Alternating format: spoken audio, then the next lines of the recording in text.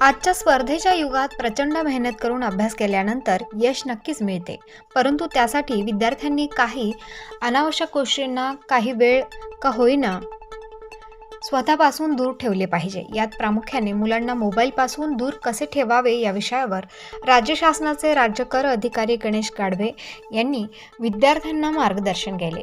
श्रीकृष्ण मंगल कार्यालय बेलत गव्हाण येथे रविवार दिनांक 11 फेब्रुवारी रोजी प्राध्यापक विलास आडके आणि प्राध्यापिका निशा विलास आडके यांच्या वतीने भव्य मार्गदर्शन शिबिराचे आयोजन करण्यात आले होते। प्राध्यापक विलास आडके आणि निशा आडके हे अध्यापन क्षेत्रात असून दिवाळी कॅम्प आणि भाटिया कॉलेज परिसर येथे स्वतंत्र क्लासेस चालवतात। विद्यार्थ्यांना केवळ पुस्तकी ज्ञान न देता विद्यार्थ्यांचा सर्वांगीण विकास व्हावा यासाठी आडके मिसेस आडके सतत प्रयत्नशील असतात। आजच्या युगात प्रत्येक विद्यार्थ्याकडे महागडे मोबाईल असतात। वाढत्या स्पर्धेच्या युगात मोबाईल गरजेचा असला तरी त्याचा किती वापर करायचा हे ठरवावे लागते। अति मोबाईल वापरामुळे विद्यार्थ्यांचे शारीरिक आणि मानसिक हानी होत असून शक्यतो मोबाईलपासून विद्यार्थी कसा दूर राहील याबाबत गणेश गाढवे यांनी विद्यार्थी आणि पालकांना मार्गदर्शन केले आहे। प्रारंभी विलास आडके आणि निशा आडके यांनी गणेश गाढवे यांचे स्वागत केले, तर कार्यक्रमाचे सूत्रसंचालन निशा आडके यांनी तर अभय निकम यांनी आभार मानले। सदर मेळाव्यास विद्यार्थी आणि पालक मेळाव्यात मोठ्या संख्येने उपस्थित होते। आपल्या आयुष्यात आपण बघितलं कधी अचानक लाईट गेली, रात्रीची वेळ असेल, आई आपल्याला सांगते बाबा रे हळू चल, पुढे सामान ठेवलं आहे, पडशील। त्यावेळेस ते शब्दच आपल्याला अंधारापासून वाचवतात। तसेच आपल्या आयुष्यामध्ये वडीलधाऱ्यांचे शब्द असतील, आपल्या शिक्षकांचे शब्द असतील। जेव्हा केव्हा आयुष्यात आपल्याला अंधार झाल्यासारखं वाटेल, आपल्याला काहीही दिसणार नाही, मार्ग सुचणार नाही, त्यावेळेला हे वडीलधाऱ्यांचे शब्दच तर आपल्याला मार्ग दाखवतात, अंधारापासून वाचवतात। म्हणून हे शब्द खूप महत्त्वाचे आणि आपल्या आजच्या वक्त्याने दिलेला हा ठेवा खरोखर महान आहे, खरोखर महान आहे। मित्रांनो, आपण जे काही आपल्या आयुष्यात यश मिळवलेलं असतं त्यामध्ये आपल्या समाजाचा काही ना काही वाटा हा निश्चितच असतो, नक्कीच असतो आणि आपण या समाजाचं काहीतरी देणं लागतो। हा उदत्त हेतू समोर ठेवून द सीजे संस्था सुरू झालेली आहे आणि द सीजेचा अजून एक विचार असा की आपल्या भागातील विद्यार्थी कोणी मागे राहता कामा नये, तसेच आपले जे विद्यार्थी आहेत त्यांना कोणत्याही संसाधनांबाबत ते मागे राहू नये, तसेच त्यांनी खूप पुढे जावं। हा विचार पुढे ठेवून द सीजे ही शैक्षणिक संस्था आपल्या सर्वांच्या सहभागातून बहरते आहे। द सीजे ही फक्त शैक्षणिक संस्था नसून हे एक कुटुंब आहे, आपल्या सर्वांनी मिळून बनलेलं कुटुंब आणि याच कुटुंबाचे प्रमुख म्हणून मी द सीजेचे संस्थापक विलास आडके सर यांना विनंती करते की त्यांनी आपलं मनोगत व्यक्त करण्यासाठी पुढे यावे। वसुदेवं सुतं देवं कंसचाणूरमर्दनं देवकी परमानन्दं श्रीकृष्णं वन्दे जगद्गुरुं। मित्रांनो, श्री गणेश गाढवे सर यांना ॲक्च्युली दिलेला मी म्हणेल टास्क त्यांनी खूपच चांगल्या रित्या निभावला। जे प्रश्न किंवा ज्या गोष्टी पालकांच्या मनामध्ये असतात ते पालक एकतर आपल्या मित्रांशी किंवा मग कुठेतरी मनामध्येच ठेवून तसेच मुलांच्या मागे काठी घेऊन धावत असतात। तर सरांनी त्या सर्वच प्रश्नांची उत्तरं दिली आहेत असं मला वाटतंय, कारण तुम्हा सर्वांना त्यांनी निरुत्तर केलंय आणि निरुत्तर नाही म्हणता येणार तर निरप्रश्न केलंय। कारण एक मुलगी सोडली तर बाकी कोणालाही काहीच प्रश्न आला नाही। याचा अर्थ तुमच्या मनामध्ये जितकेही प्रश्न होते ते सर्वचे सर्व प्रश्न आणि त्या प्रश्नांची पुरेपूर उत्तर तुम्हाला, जसं पाण्याचा थेंब जेव्हा समुद्राच्या एका शिंपल्यामध्ये पडतो त्याचा मोती होतो, जेव्हा पाण्याचा थेंब एका शिंपल्यामध्ये पडतो त्याचा मोती होतो, पण जेव्हा तो चिखलामध्ये पडतो त्याची माती होते. मित्रांनो, पाण्याचा थेंब. मग आपले मित्र ते आपल्याला मोती बनवणारे शिंपले आहेत की आपल्याला माती बनवणारे चिखल आहेत, हे आपल्याला पहिलं जाणून घ्यावं लागतं. आणि त्याच्यासाठी लागतो तो अनुभव. आणि तो अनुभव आपल्याला मोठं झाल्यानंतर मिळणार आहे नाही. मोठं झाल्यानंतर फक्त अनुभव मिळतो असं नाहीये, बऱ्याच गोष्टी मिळतात. पण अनुभव घेण्यासाठी फक्त मोठं व्हायला पाहिजे गरजेचं नाहीये. अनुभव घेण्यासाठी खूप सारे वेज आहेत, खूप सारे रस्ते आहेत. त्यामध्ये जसं पुस्तक वाचणं, आपल्या आई वडिलांकडनं त्यांचे अनुभव ऐकणं, आपल्या आजी आजोबांकडनं त्यांचे अनुभव ऐकणं, ज्या सर्व गोष्टी आपले जे अनुभव आहेत ते वाढवतात आणि त्यामधून आपली विचारशक्ती तयार होते. आणि शेवटी आपल्याला कळतं की आपले जे मित्र आहेत ते शिंपले आहेत की चिखल. आणि अजून एक रास्ता किंवा अजून एक वाट जर आपण म्हटलं की जी आपल्याला आपल्या शेजारचे चिखल किंवा शिंपले आहेत हे जाणून घेण्यासाठी मदत करतात, ते आहेत सक्सेसफुल पीपल किंवा फेल झालेले सुद्धा. दोघंही आपल्याला फक्त एक गोष्ट शिकून जातात. Successful man will tell you on which way you have to go, but the failure man will tell you on which way you should not to go.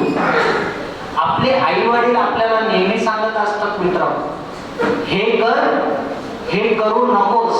का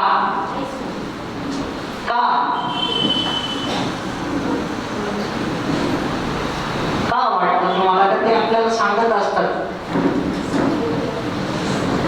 कारण त्यांचा अनुभव. हे कर ते सांगतात कारण त्यांनी ते केलेलं नसेल किंवा ते करून योग्य दिशेला गेलेले असते. हे करू नको का सांगतात? कारण ते केल्यानंतर त्यांना असं वाटत असेल की बाबा, किंवा ते ऑलरेडी त्यांनी केलेलं असेल आणि त्यांना कळालं असेल की बाबा मी चुकलो होतो. आमचे मित्र विलास साळके त्यांच्या निमित्ताने आज हा तुमच्याशी संवाद साधण्याचा योग जुळून आलेला आहे. सर्वांना आवाज येतो व्यवस्थित? तर मला खूप समाधान वाटते की पालकांशी आणि विद्यार्थ्यांशी संवाद करताना मला नेहमीच समाधान वाटते. मी बऱ्याच ठिकाणी जात असतो पण फार दुर्मिळ योग येतो की एकाच वेळी विद्यार्थी आणि पालक यांच्याशी एका वेळी संवाद साधताना जे समाधान आहे त्याच्यातून जे आउटपुट मिळतं ते खरंच उच्च प्रतीचं असतं. त्यामुळे ही संधी मला प्राप्त करून दिली त्याबद्दल सर्वप्रथम विलासचे खूप खूप धन्यवाद. खरं तर तुम्हाला मार्गदर्शन करण्यासाठी मला जे विषय आधी विलासने निवडून दिले आहे, बऱ्याच ठिकाणी मार्गदर्शन करत असतो पण आज या ठिकाणी मला प्राकर्षाने जो विषय मांडायला लावला आहे तो आहे मोबाईल. आणि जो विषय मी बऱ्याच ठिकाणी लेक्चर दिले पण मोबाईल या विषयावर फारसं बोललो नव्हतो, पण आज तुम्हाला ती काळाची गरज म्हणून मोबाईल या विषयावर जास्तीत जास्त बोलणार आहे. तर नंतर मी माझं जे काही MPSC मध्ये करिअर केलं त्या विषयाने बोलू. आपण पहिल्यांदा जे आपल्याला सब्जेक्ट आहे त्यानुसार कृती पॉईंट बोलू. विलासने थोडी माझी फजिती केलेली इमोशनल होऊन, पण तरी प्रसंगी थोडं कठोर असायला पाहिजे माणसाने. प्रत्येकाने प्रसंगी येत असतात, आयुष्यामध्ये जात असतात, त्यावेळी आपण त्याला टॅकल कसं करतो याच्यावर आपला यश अवलंबून असतं. त्यामुळे मी सुरुवात करतो. सगळ्यात महत्त्वाचं म्हणजे की मोबाईल ही अशी वस्तू आहे की ती शाप की वरदान हेच आपल्याला कळत नाही. त्याला शाप म्हणावं की वरदान म्हणावं. आता एक सोपं उदाहरण देतो तुम्हाला मी. जर तुमच्या हातात बंदूक दिली, म्हणजे एखाद्या आर्मी मॅनच्या हातात बंदूक दिली तर तो देशाचं संरक्षण करतो, आणि तीच बंदूक जर एखाद्या आतंकवाद्याच्या हातात लागली तर तो त्याने आतंकवाद पसरवतो आणि देशामध्ये अशांततेचं वातावरण निर्माण करतो. वस्तू एकच आहे, फक्त ती हातात कोणाच्या गेली यावर तिचं महत्व अवलंबून आहे. अगदी मोबाईलचं बंदच आहे, तुम्ही त्याचा वापर कसा करता. मोबाईल वाईट नाही, आपल्या वापरण्याच्या सवयी कशा आहेत त्यावर मोबाईल हे शाप आहे की वरदान हे ठरतं. आता मोबाईलचं व्यसन म्हणजे नेमकं काय, काय ऍडिक्शन म्हणजे काय, मोबाईल ऍडिक्शन म्हणजे काय, त्याचे काही लक्षण आहे मी ते तुमच्या समोर विशद करतो. एखादी वस्तू की तिच्याशिवाय आपण राहूच शकत नाही, एखादी क्रिया की तिच्याशिवाय आपण राहूच शकत नाही, आपल्याला अस्वस्थ होतंय. जे आपलं अस्वस्थ होणं त्या वस्तूशिवाय किंवा त्या क्रियेशिवाय याला म्हणतात व्यसन. मग या ठिकाणी आपल्याला दिवसभर सतत आपल्याजवळ मोबाईल पाहिजे आणि सतत तो आपण बघितला पाहिजे. त्या मोबाईल शिवाय आपल्याला काही सुचत नाही, म्हणजे ते मोबाईलचं लागलेलं व्यसन. आता त्या व्यसनाची लक्षणं काय ती तुमच्या समोर मी सांगतो. ठीक आहे, तुम्हाला ते अनुभवायला येतील की तुमच्यामध्ये पण दिसतील, ती माझ्यामध्ये पण आहे, मी असं म्हणत नाही, परंतु व्यसनाची लक्षणं वेगवेगळी आहेत. आता पहिलं लक्षण जर बघितलं की मोबाईलचा अतिरिक्त वापर. तुम्ही अभ्यासासाठी मोबाईलचा वापर करत असाल, काही क्वेश्चन पेपर बघण्यासाठी, न्यूजपेपर वाचण्यासाठी मोबाईलचा वापर करत असाल तर तो योग्य. तो फार वाटतं किती करणार तुम्ही दिवसात 1-2 तास, त्या व्यतिरिक्त काय करणार. पण त्या व्यतिरिक्त तुम्ही सोशल मीडियावर तासंतास घालवताय. तुम्हाला कळतंय की आपला वेळ वाया जातोय, परंतु तरीही तुम्ही ती क्रिया थांबवू शकत नाही. तुम्हाला कळतंय की हे चुकीचं आहे, मी हा मोबाईल कंटिन्यू, ही तुम्हाला जी जाणीव होती मनामधून की हे चुकीचं आहे, पण तरी तुम्ही त्याला रोखू शकत नाही. म्हणजे काय, ते व्यसन. म्हणजे तुम्हाला उदाहरण द्यायचं झालं की सगळ्यांना कळतंय, जो दारू पितो त्यालाही कळतंय दारू वाईट आहे, पण तरी ती त्याला पिल्याशिवाय राहत नाही.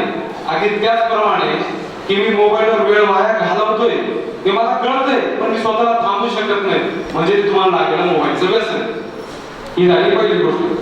दुसरी गोष्ट, तुम्ही प्रयत्न पण करताय की मला हे कसं सुटेल, पण तुम्ही त्या प्रयत्नामध्ये असफल होताय वारंवार की हा मोबाईलचा वापर कमीत कमी व्हावा यासाठी प्रयत्न करताय, पण तरी तुम्ही अपयशी ठरताय. ते पण तुमचं मोबाईलचं व्यसन असेल. त्यानंतर हा मोबाईल वापरत असताना दिवसभर तुमची काही कर्तव्य, प्रत्येकाची कर्तव्य वेगवेगळी. जर आपल्या माता भगिनी घरी राहत असेल तर त्यांचं कर्तव्य काय, घराचं सर्व काम करणं किंवा जॉबला जाणं, मुलांचं आवरून देणं वगैरे सगळं. तुमचं विद्यार्थ्यांच्यामध्ये कर्तव्य काय की तुम्ही अभ्यास करणं, क्लासला जाणं, प्रामाणिकपणे आई वडिलांच्या सर्व सूचनांचं पालन करणं हे तुमचं कर्तव्य. परंतु त्या कर्तव्यालाच बाधा निर्माण होते. तुमचं काम करणं अभ्यास आहे, तुम्ही ते अभ्यास सोडून तुम्ही काय करता, मोबाईल बघताय. किंवा गृहिणीला मुलांचा गृहपाठ घ्यायचा आहे, त्यांचं शाळेमध्ये काय झालंय त्यांना विचारायला पाहिजे, ते सोडून त्या पण रिकाम्या वेळेमध्ये दिवसभर काम केलेलं असतं, त्यांनाही वाटतं कधी कधी की आपण पण मोबाईल बघावं, मग ते पण ते मोबाईल बघत राहतात. मग आता हे काय की त्यावेळेस तुमचं कर्तव्य काय की मुलांचा अभ्यास घेणं, मुलांचं कर्तव्य काय अभ्यास करणं. तर असे दोघंही पालक आणि मुलं दोघंही कर्तव्याला बाजूला सारून मोबाईल वापरत बसतात, याला म्हणतात मोबाईलचं व्यसन. आता तुम्ही या व्याख्येमध्ये कुठं कुठं बसताय हे तुम्ही सर्वांनी तुमचं इंट्रोस्पेक्शन करा, स्वतःचं परीक्षण करा, तुम्हीच ठरवा. आणि ओळखीचे चेहरे या ठिकाणी दिसत आहे, त्यामुळे मी एकदम सर्वांना एकदम मार्गदर्शन म्हणत नाही, पण माझं जे मनोरंजन गोष्ट जवळ जात नाही. आणि घरामध्ये पण पालक त्यांना नेहमी त्या गोष्टी त्यांच्यावर बिंबवत असतात, त्यामुळे त्या मुलांचं म्हणजे काय म्हणतात त्याला, त्यांचं संगोपनच तसं झालेलं असं, त्यामुळे त्यांना सगळं इझी वाटत असतं. आपला प्रॉब्लेम काय होता, आपण 10वी पर्यंत झोपलेला असतो, अचानक 10वी झाली का पालक जागे होतात, मुलांनी काहीतरी केलं पाहिजे, मुलांनी काहीतरी केलं पाहिजे, अचानक काहीच होणार. या जगामध्ये फुकट काहीच भेटत. तुम्हाला लहानपणापासून मुलगा 7वी 8वी असल्यापासून थोडं थोडं थोडं थोडं थोडं त्याच्यावर बिंबवावं लागेल. ते म्हणतो ना आपण थेंब थेंब तळायचं असेल, तसा प्रकारे अचानक तुम्ही त्याच्यावर काही चमत्कार करू शकणार नाही, मुलांकडून तुम्ही चमत्काराची अपेक्षा करू शकणार. 10वी नंतर जे वय आहे त्यांचं ते अतिशय महत्वाचं आहे. आपला मुलगा नेमका मोबाईल मध्ये करतो काय याच्याकडे सगळी लक्ष द्यायची गरज आहे. आणि त्याच्यावर उपाय काय आहे तुम्हाला ते सांगतो की सगळ्यात म्हणजे मुलं जे आहे ना ते आपल्या अनुकरणातून शिकत असतात. पालक जे करतात तेच मुलं करण्याचा प्रयत्न करतात. सगळ्यात महत्वाचं म्हणजे की निदान मुलांसमोर तुम्ही स्वतः तरी मोबाईलचा वापर करू नका. म्हणजे ज्यावेळेस शाळेत असतील किंवा इतर क्लासेसला गेले असेल त्यावेळेस मोबाईलचा वापर करा. त्यांच्यासमोर मोबाईलचा वापर कमीत कमी तुम्ही सगळ्यात पहिले तुम्ही करा. कारण आजची पिढी इतकी ऍडव्हान्स झालेली की तुम्हाला विचार तुम्ही बघता तेव्हा काय आम्ही बघितलं काय झालं असं 100% माझी मुलगी मला उत्तर देते का तुम्हाला 100 ज्युनियर केजी ला तुमची मुलं रोड 100% उत्तर. सगळ्यात महत्वाचं म्हणजे तुम्ही ते कमी करा. पालकांनीच कमी करा आणि त्यानंतर मुलांमध्ये हळूहळू बदल करा. तुम्ही जर अचानक मुलाला म्हणलं ना आज तुला मोबाईलच भेटणार नाही आजपासून तर ते लगेच चिडचिड करायला लागते तुम्ही बघा ना. तर हळूहळू त्याला सांगा तू जर 1 तास मोबाईल बघितला तर तुला 1 तास ग्राउंडवर जावं लागेल. जेवढ्या वेळ तू ग्राउंडवर खेळशील तेवढ्या वेळ तुला मोबाईल पाहिजे. ते ग्राउंडवर खेळून किती खेळणार 1 तास खेळते 1 तास सुद्धा खेळू शकणार नाही तेवढंच तुला मोबाईल भेटणार एवढं त्याला स्पष्ट सांगते. तो जे ऍप डाउनलोड करतोय मोबाईल मध्ये त्याच्यावर वॉच ठेवायचं. ती प्रायव्हसी वगैरे काय असेल नसेल ती त्याला म्हणे तुझ्या 18 वयानंतर तुझी प्रायव्हसी तुझ्याबरोबर एकदम ठाम राहायला शिका. आजकाल एक ट्रेंड आलाय ते मुलं ते करताय ते करून द्यावं जास्त त्यांना बर्डन करून काय नाही सगळे धोकाळे. तुम्ही तुमच्या मतावर ठाम राहा. त्यांचं ते वय नाहीये की ते त्यांचा निर्णय स्वतः घेऊ शकते. फार क्वचित मुलं आहे की ते स्वतःचा निर्णय स्वतः घेऊ शकते आणि घेऊ जरी शकत असले ते बरोबर आहे का चुकीचं आहे हे तुम्हाला पडताळून पाहिलंच पाहिजे. पण हे सांगताना कसं प्रेमाने आपण काय करतो 10-15 दिवस काहीच करायचं नाही. एका दिवशी आईने वडिलांना सांगायचं वडिलांनी लगेच काहीतरी काठी काढायची धाड धाड धाड धाड पोरांना मारायचं आणि परत झालं का परत 1 महिना खायचं. असं नाही झालं रोज. म्हणजे आता मी माझी मुलं फार लहान आहे पण आमच्याकडे भाचे जे आहे आमचे बालवाडीपासून ज्युनियर केजी पासून आमच्याकडे शिकतात 2 भाचे. तर मी स्वतः तो अनुभव घेतोय तुम्हाला सांग. सीए आणि यूपीएससी पार्ट टाइम करू शकते. हा तू सीए झाल्यानंतर यूपीएससी करू शकते किंवा तू एकदा यूपीएससी क्लिअर क्रॅक केल्यानंतर तुला वाटते की मला चार्टर्ड अकाउंटंट पण व्हायचं किंवा वकील पण व्हायचं त्यावेळेस तू करू शकतो. कोणी एकत्र करणार नाही. एक काहीतरी डिसाईड कर तू काय करायचं पुढे. सीएस करायचं असेल तर आतापासूनच क्लास लावायला पाहिजे. थोडी अडचण का काय होते 2-5-25 खर्च केल्याने मुलांना आता ऑनलाईन क्लासेसच्या फी पण कमी झाली.